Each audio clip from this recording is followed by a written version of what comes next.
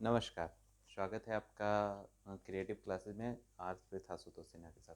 आज हम लोग बात कर लें हड़प्पा सभ्यता का प्रमुख तथ्य। अभी तक हम लोगों ने हड़प्पा सभ्यता के इम्पोर्टेंट फैक्ट्स को पढ़ लिया है, जो जो इसमें इम्पोर्टेंस था वो भी पढ़ लिया है, लेकिन यह सबसे बड़ा बात कि यह सभ्यता कैसी थी, तो त्रिभुजाकार थी। यह सवाल आता है कि यह सभ्यता का आकार कैसा था, त्रिभुजाकार था। कुछ और इम्पोर्टेंट फैक्ट देख लें कि कौन कौन सी जगह किस तरीके से थी। अगर आप मैप के हिसाब से चलेंगे तो मैप में आप देखते हैं कि उत्तर में नॉर्थ, नीचे साउथ, इधर ईस्ट और इधर वेस्ट। तो हड़प्पा सभ्यता के चार प्रमुख स्थल चारों दिशाएं में कौन कौन सी थी और कौन सा स्थल किस जगह पे मिला है, ये बहुत इंपॉर्टेंट है। तो उत्तर में सबसे उत्तरी स्थल है मांडा। मांडा कहाँ था? जम्मू कश्मीर में है। जम्मू कश्मीर में है मांडा। ठीक है। सबसे दक्षिणी स्थल अगर आप देखते हैं तो सबसे दक्षिणी स्थल दैमाबाद है। ये दैमाबाद कहाँ है भाई? तो दैमाबाद आपका महाराष्ट्र में है। महाराष्ट्र में दयामाबाद है। और सबसे पूर्वी स्थल अगर आप देखते हैं तो ये है आलमगीरपुर। आलमगीरपुर कहाँ है? तो ये मेरठ में है, उत्तर प्रदेश, मेरठ यूपी। इसके बाद आप देखिए सबसे पश्चिमी स्थल कौन सा है? तो सुतका गेंडोर। सुतका गेंडोर कहाँ है? ये आपके लिए सबसे इम्पोर्टेंट हो जाएगा। सुतका गेंडोर गुजरात सॉरी बलूचिस्तान पाकिस्तान में है। तो ये आपका जो है सबसे इम्पोर्टेंट स्थल। और ये चारों स्थल। दूसरा सवाल कि हड़प्पा सभ्यता का आकार त्रिभुजाकार था। तीसरा सवाल कि इस सभ्यता को हम कांस्य युगीन सभ्यता भी कहते हैं। एकदम इम्पोर्टेंट फैक्ट्स वाले बात हम करेंगे आज। तीसरा सवाल कि इसको हम आप कांस्य युगीन सभ्यता भी कहते हैं।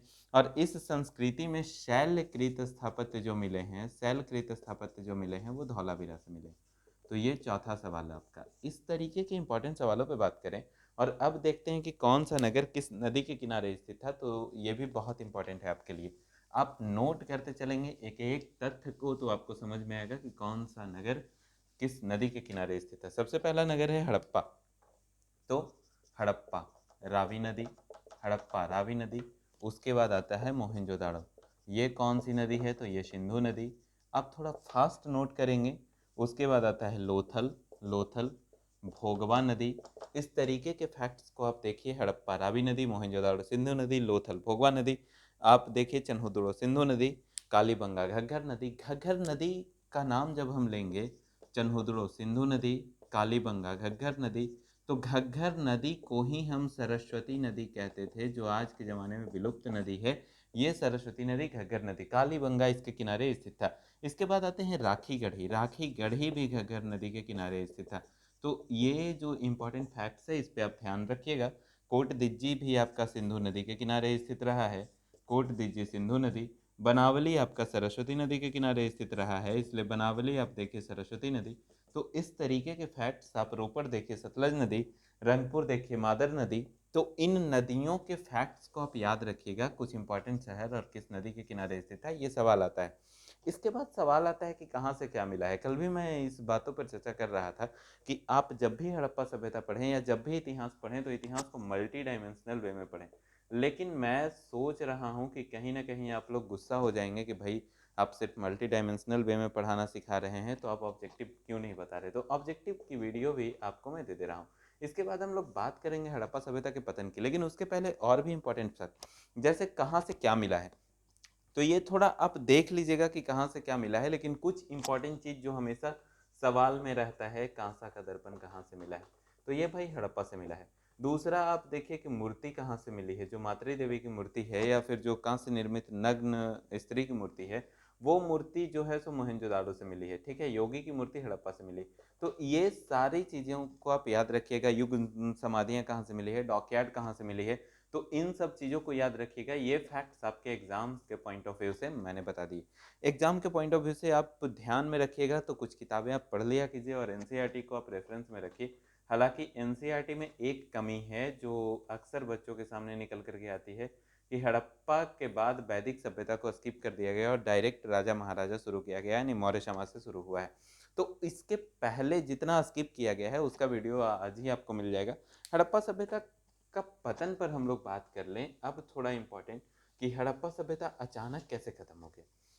क्या इतनी बड़ी सभ्यता का अचानक खत्म हो जाना एक इतिहास में सही बात है?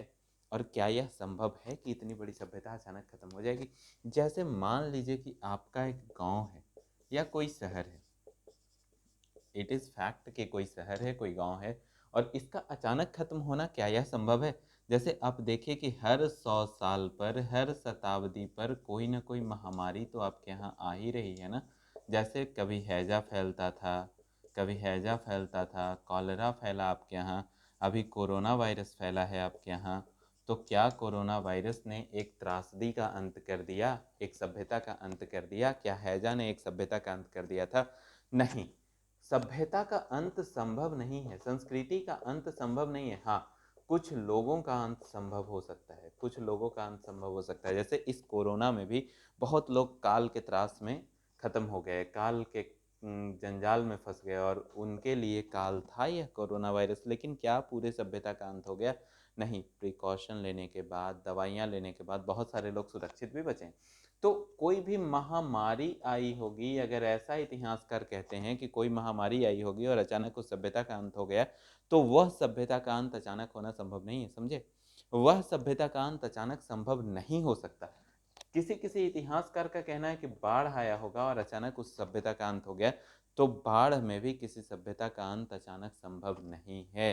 सुखाड़ नाम की आपदा आई होगी और उस सभ्यता का अंत हो गया होगा। यह इतिहासकारों की किंवदंतियां हैं, इतिहासकार ऐसा सोचते हैं, ऐसा मानते हैं, या ऐसा वो अवधारणा बनाते हैं।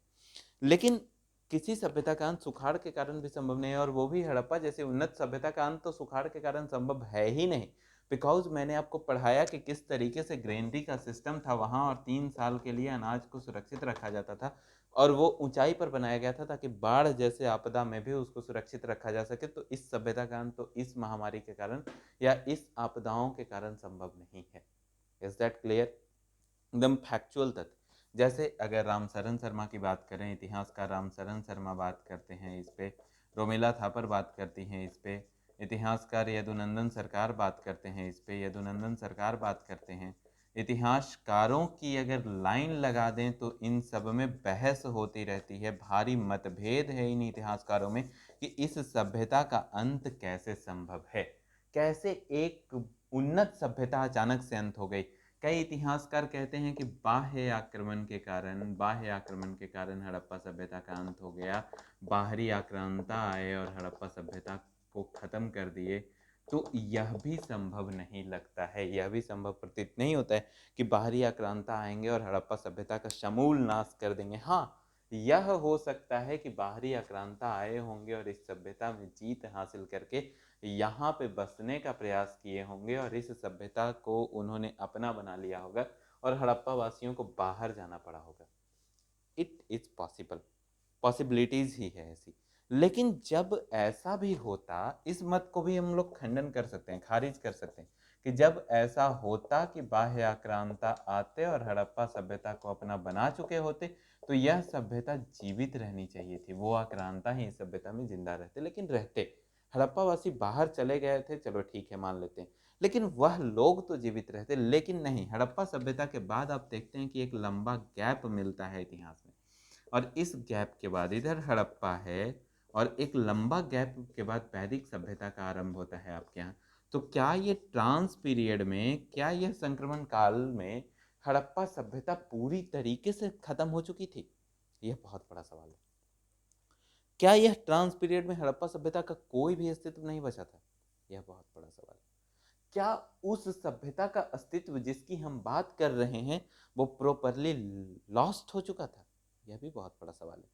तो कहीं ना कहीं आप देखते हैं कि राखी गढ़ी या मेरठ के आसपास हड़प्पा सभ्यता के कुछ नवीन स्थलों का पता चला है, जिससे यह कह सकते हैं कि यह स्थल उत्तर हड़प्पाई स्थल रहे होंगे। उत्तर हड़प्पाई स्थल कहने का मतलब कि हड़प्पा सभ्यता के अंत के बाद भी इस सभ्यता का जो प्रतीक रहा है, या इस सभ्यता से सिमिलरिटी, समानता मिली है, तो इस सभ्यता से समानता मिलने के कारण इसे उत्तर हड़प्पाई स्थल कहा गया है। और इतिहासकार ऐसा मानते हैं कि हड़प्पा सभ्यता का अंत अगर हुआ भी रहा होगा, अगर हुआ भी होगा, तो यह सभ्यता ग्रामीण सभ्यता के रूप में जीवित थी।